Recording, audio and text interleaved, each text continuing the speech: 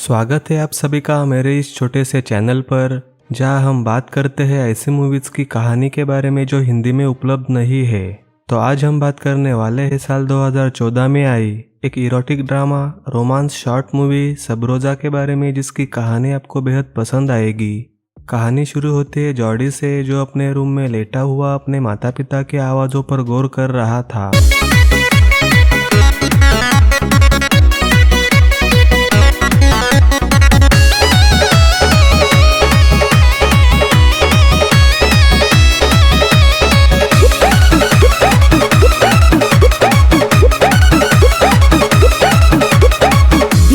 खटनी राती खसटनी तब काहे खेदेलु ए धर्म पत्नी। दिन भर खटनी राती खसटनी तब काहे खेदेलु ए धर्म पत्नी। बात मानत नहीं खू हमार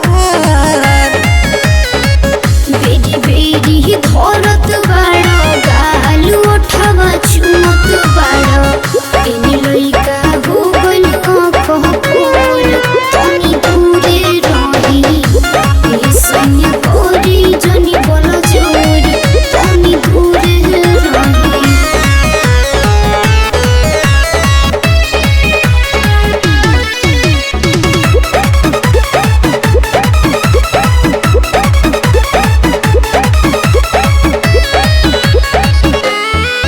कहाँ जागल बा लइका सुतल बा ठीक से देखी ना ए सैया उठल बा तन में मस्ती के लहर तो जागल बा। देखी लइका निगरानी में लागल बा।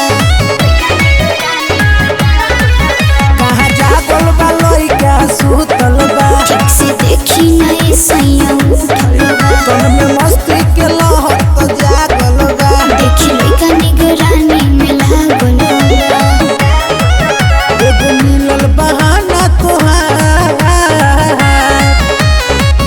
बेरी बेरी धरत बाड़ो गालू उठावा चुमत बाड़ो एने लइका हो गइल कपूर तनी दूरे रही ए सैया कोरी जनी बोल जोर तनी दूरे रही।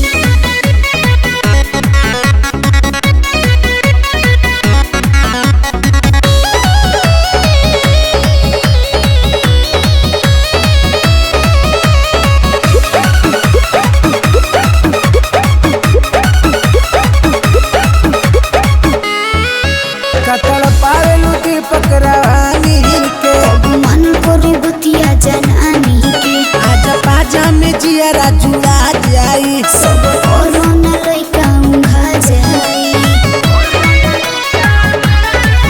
कतल पावेलू दीपक रानी के मन करे बतिया जनानी के आज पाजा में जियरा जुड़ा जाई। सब कोरोना लइका उंघा जाई। तू अपन मोर्चा के देता रुझान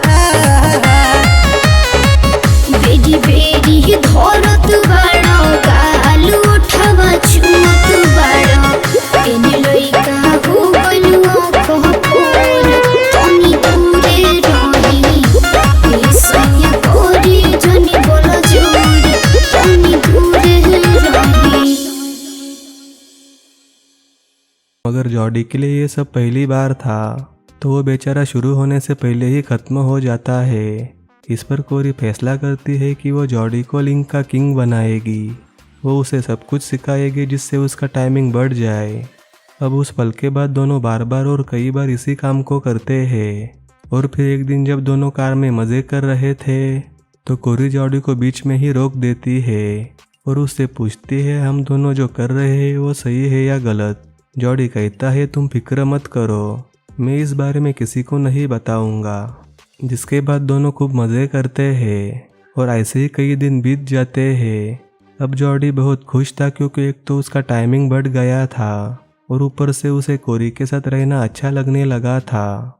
एक दिन जॉर्डी कोरी के लिए फूल लेकर आता है, लेकिन जैसे ही वो उसके रूम के पास जाता है तो वो बुरी तरह से दुखी था, क्योंकि टॉमी घर वापस आ गया था जो कोरी के साथ जमकर खेल रहा था। ये सब देखकर जॉर्डी को अच्छा नहीं लगता, क्योंकि अब उसे कोरी की आदत हो गई थी। फिर कुछ समय बाद किचन में जाकर जॉडी कोरी को छूने लगा। कोरी जॉडी को समझा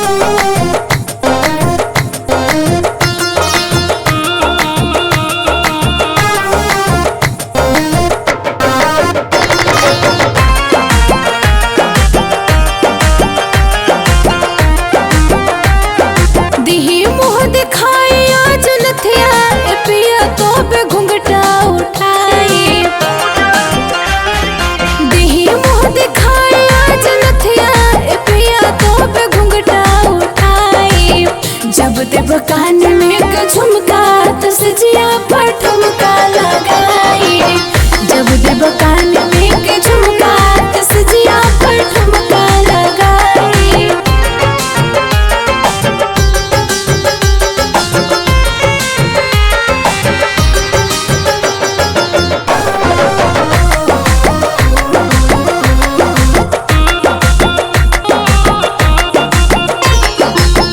हटी सुहाग रात मिलन पहिला बारी। दे दीहने गुरुआ सोची ना बेचारी। हटी सुहाग रात मिलन पहिला बारी। दे दीहने गुरुआ सोची ना बेचारी। कौआ के पायल पहिल देबा तो प्यार वाला भूमिका निभाई। कौआ के पायल पहिल देबो तो प्यार वाला भूमिका निभाई। जब देव कान में के झुमका तो सजिया पर ठुमका लगाई। जब देव कान में के झुमका तो सजिया पर ठुमका लगाई।